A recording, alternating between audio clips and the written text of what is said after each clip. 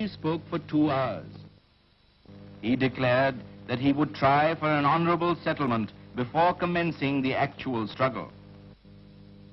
Concluding, Gandhi said, "Here is a dictum for the non-violent soldier of freedom. Do or die."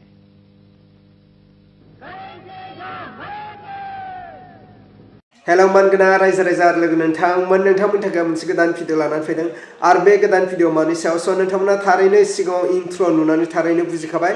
दिनैनि गुबै टपिकआनो जाहैबाय जोंहा महात्मा गान्धीनि टपिक स' महात्मा गान्धीया जेब्लानाखि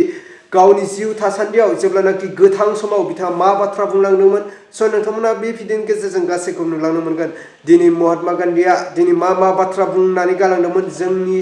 गेजेराव आरो मा बाथ्रा बुंखो स' नोंथांमोना बे भिडिअनि गेजेरजों गासैखौ फुल आपडेट नुलांनो मोनगोन अब्ला रायजो राजा लोगो नोंथांमोन आङो भिडिअखौ गोलाव खालामाजासे जोंहा महात्मा गान्धीनि भिडिअखौ बा टपिकखौ आङो स्क्रिनाव होबाय स' नोंथांमोना फारसेनिफ्राय मोजाङै खोनासंनानै लाग्रोबानो जाबाय दिनै महात्मा गान्धीया मा बाथ्रा बुंदोंमोन आरो मा बाथ्रा बुंनानै गालांखो जोंनि गेजेराव स' नोंथांमोना फारसेनिफ्राय बेखौ जोबजासे नायबानो जाबाय आरो बुजिस्लाबाखैबा नोंथांमोना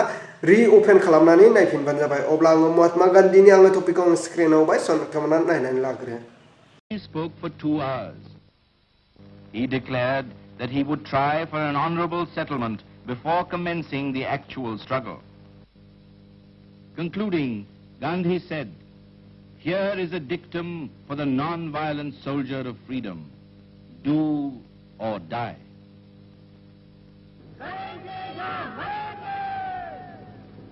अब्ला मानाव गेदेर रायजो राजा लोगो नोंथांमोना थारैनो खोनाखाबाय दिनैनि टपिकआनो आलादा टपिकमोन स' जोंनि बिटिआर हालामनि टपिक नङा स' आं महात्मा गान्धीनि टपिकखौ आं लानानै फैदों स' नोंथांमोना महात्मा गान्धीनि बागै नोंथांमोना मा बुजिनो मोनखो स' नोंथांमोना बेखौ कमेन्टनि गेजेरजों फोरमायहरबानो जाबाय आरो भिडिअखौ मोजां मोनदोंब्ला लाइक खालाम आरो चेनेलखौ मोजां मोनदोंब्ला साबस्क्राइब खालामनानै होबानो जाबाय